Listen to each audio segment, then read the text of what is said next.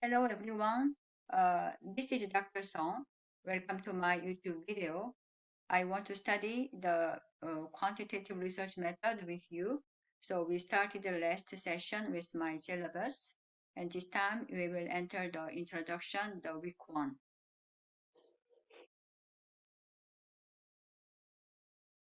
So when we talk about the quantitative research, I don't know what you think when you hear this term.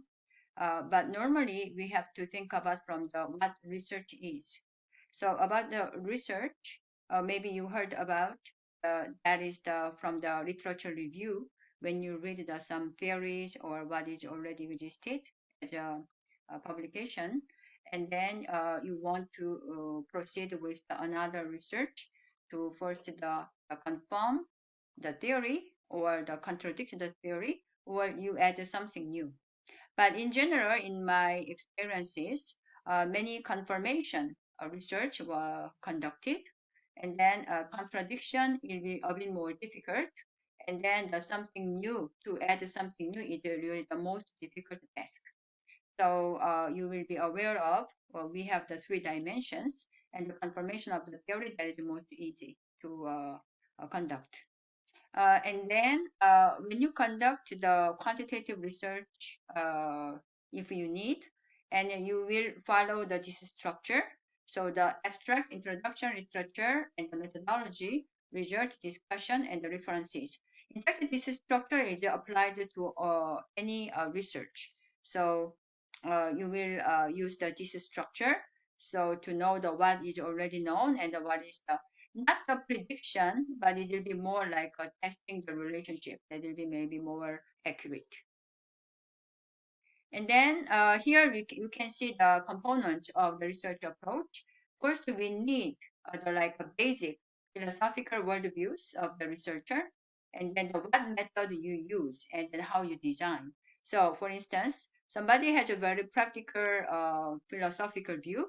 The person can proceed with the research method with a mixed, like qualitative and the quantitative. And the design can be the with the in-depth interview and the survey. So that it shows that that is a mixed design, and then the also research method is a qualitative quantitative. But that is coming from the what philosophical worldview the researcher has. So the research approach will be the, as you know, the quantitative and the qualitative and also mixed. So from the very basis, we have to think about the what is the philosophical worldview. So you have the four kinds here in the left column. So post-positivism, social constructivism, postmodernism, pragmatism. So and then you can see that the last column, what is the methodology they takes in general. So when the researcher is a post-positivist, and then he will take the more quantitative direction. And then somebody is very pragmatic, will be the more mixed. That means that the person wants to use the quantitative and qualitative of both of them. So, in fact, what we are concentrating on in this research method course, it will be the post-positivist. So they believe that there is absolute reality in the world, and then they want to know what truth is. So they will proceed with the like mathematical measurement to test the relationship. So that we call the quantitative research. So in this diagram, you can see that philosophical worldview that is in the center, and then that generates the three dimensions. So epistemology, and then ontology, and then axiology. That is more like very far away from the quantitative research method because this is the individual ethics. So individual ethics is least contained in quantitative research. And then we can consider that ontology, yeah, that is like you see that is more like there is absolute reality somewhere in the world. And then epistemology will be the also to measure something with the mathematical measurement. It will be the more objective measurement. So that is the approach of the quantitative research method. And also, you can see here the what approach, which approach is quantitative. That is more like a triangle form. So that is more the deductive. So this research is more deductive form. You have the one hypothesis in the beginning of your research, and then you will confirm your hypothesis, and then you will see that the hypothesis is rejected or accepted, and then that hypothesis will be tested by the many different analysis. So we call this is like value-free objectivism. But in fact, I have some different opinion about that. Anyway, even though you take the quantitative research, you cannot be exactly objective. You will always have some this dilemma of the objectivism. I will explain why we have this dilemma. Quantitative approach and the element and the process. Let's see this. So many people, they are afraid of statistics because they consider that is like a math. But in fact, it's not a math class. Myself, personally, I'm not crazy about the math, but I am passionate about the statistics. And then some people, they have the numerophobia. That is also, you have to overcome that kind of fear, because the statistic class is not like with the math and then with the numbers. You think that you are not talented with the numbers, but is nothing related to the statistic proficiency. So you should I think that the people like statistics, you are very curious, and then also you are like in the between somewhere, the literature and also the numbers. So you will be maybe fascinated by how you can create the literal investigation through numbers. So that I see the statistics is a very charming and attractive course because of that reason. That is for me. And then now, basic notions of quantitative research, we can see that here you should see the concept, the definition, and the phenomenon. So the concept, you know what that is. So when you define something, that is a concept. But in fact, in the quantitative research method, they think that that concept should be measured. So you will measure the each concept, something like depression or self-efficiency or self-efficacy, and then also the like well-being, and this kind of concept you will measure. So that is the very important process. And then like one example here, intelligence, and somebody say that, oh, that indicates the intelligence, but what that means. So you have to measure the intelligence by the IQ. That is the like a system that shows the intelligence level. So that is one of the measures to shows the intelligence. It's not the absolute only one, but that is the most commonly used in the world. So that is the IQ system. So like this, when you see the concept, and then you want to measure that concept, you have to use the different definitions to measure the concept. So, the why we measure, because we want to obtain the fine differentiation between the two different phenomenon, and then you can have the consistent device. This means that when you define the concept with several definitions, for instance, you will use that definition for the all phenomenon. You will not change that definition according to the phenomenon. So that's why the consistent device. And then also you can we can precise the estimates. Of course, it's not a prediction, but we can see the like estimation or the assumption of the relationship.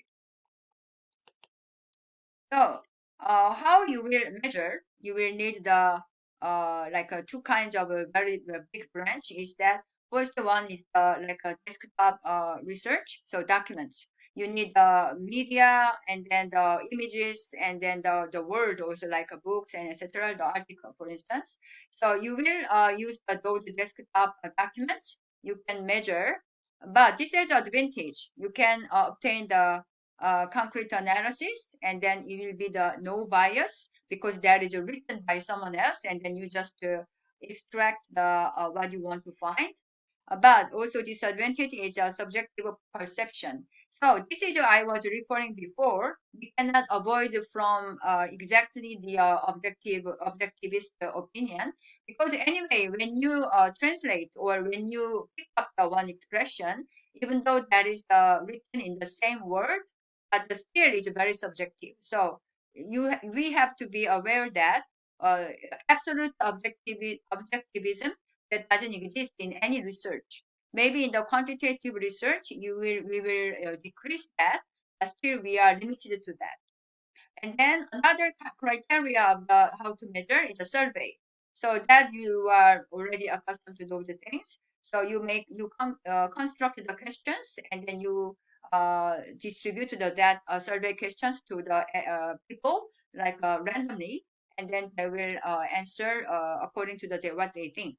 So advantage is ask these questions, and the multiple variables can be used, but also there is a like a conceptual rigidity, means that it's a one question is for everyone, so that can be the differently understood, so that we cannot avoid that limitation.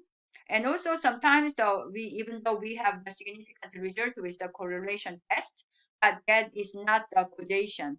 So we have to be really very careful about the result of those analysis. And then the conducting quantitative research, first we have to formulate the research question and the literature. That is in fact the one and two, they are going together. When you read something, scientific resource, sources, and then you can formulate the research question, or you have already a research question and you can find the related literature. So this one, I cannot say which one is the first, but they are just going together in the same step. And then operationalization, yeah, that's a long word. That means that you have to define the concept. So this is the that implicates the something is a subjective opinion. We cannot avoid that. So that is operationalization. And then we make a hypothesis, and then null hypothesis and alternative hypothesis. And then we collect the data that can be survey or the document, and then research we can obtain through the statistical analysis. That is like a statistical techniques, and then we interpret and discuss and conclusion, and then finally we have to communicate this research with some ways, different ways. Like one of them is an infographic. So that is like showing by images very clearly about the result of the research. So, what is the operationalization? That is, you define the concept by measuring the phenomenon with the variables. Now, we have a very important word for the quantitative research, that is a variable. So, a variable is a kind of one question.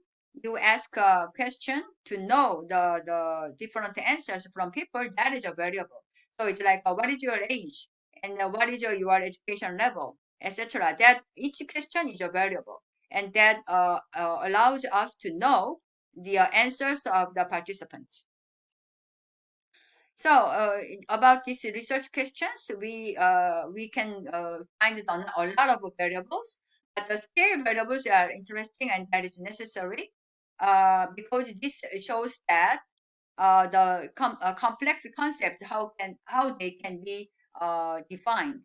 So, for instance, like motivation, sense of humor, academic success.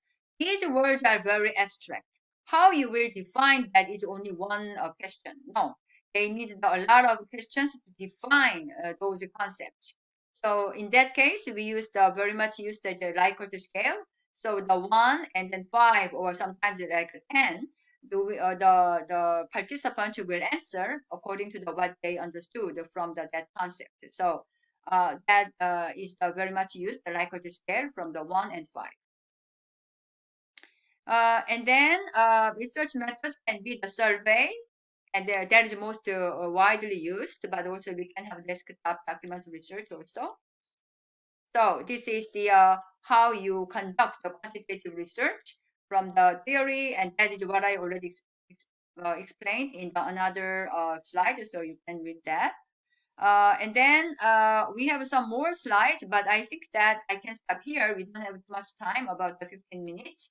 So I will explain the other part of the lecture one next time. Thank you very much for